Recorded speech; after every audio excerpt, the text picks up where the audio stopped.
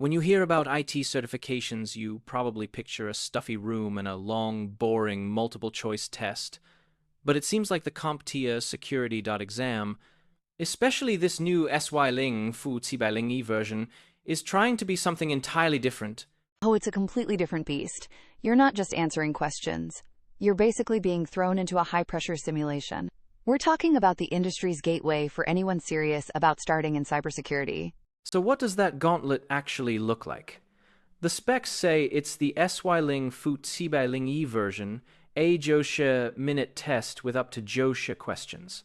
You need to score at least T-by Wusher out of Jobai, and it's a mix of multiple choice and these performance-based simulations. Right, and that point-a-minute pace is what really defines the experience. It's designed to put you under pressure. The multiple-choice questions are one thing, but those performance-based questions, the PBQs, are where it gets real. They literally drop you into a simulated environment, like a command prompt or a network diagram, and you have to troubleshoot a security problem on the spot. So it's less of a quiz and more of a trial by fire. I see. But before you can jump in and fight those fires, you've got to know what kind of threats you're even supposed to be looking for. Exactly. And the exam blueprint tells you everything. That's right. The structure is broken down into 5 domains. But the weight isn't spread evenly. Security operations and threats, vulnerabilities alone make up a full Baffinger-Wusher of the score. The rest is divided between program management, architecture, and just general concepts. That weighting is the most important clue to what the industry actually values.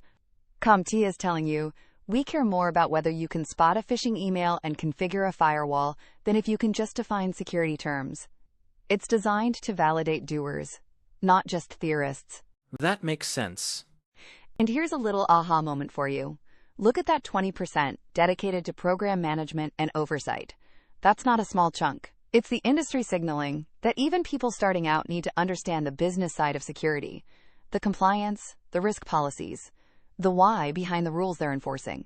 So it's about half hands-on keyboard work and half understanding the bigger strategic picture. But I'm curious about who this is for. What's the path to even get to the point where you're ready to take this test? Well, that's one of the most interesting parts. Officially, there are no hard prerequisites. CompTIA says you just need to be at least 13 years old, which is kind of wild. But they strongly recommend you have the Network JA certification and about 2 years of IT admin experience with a security focus. And then, once you pass, a 3-year clock starts ticking for renewal. It's a use it or lose it model. The fact they got rid of the old Good for Life certifications years ago tells you everything about the industry. The threat landscape changes so fast that if your knowledge from 3 years ago hasn't been updated, it's basically a historical artifact. You have to stay current through their continuing education program or retake the exam.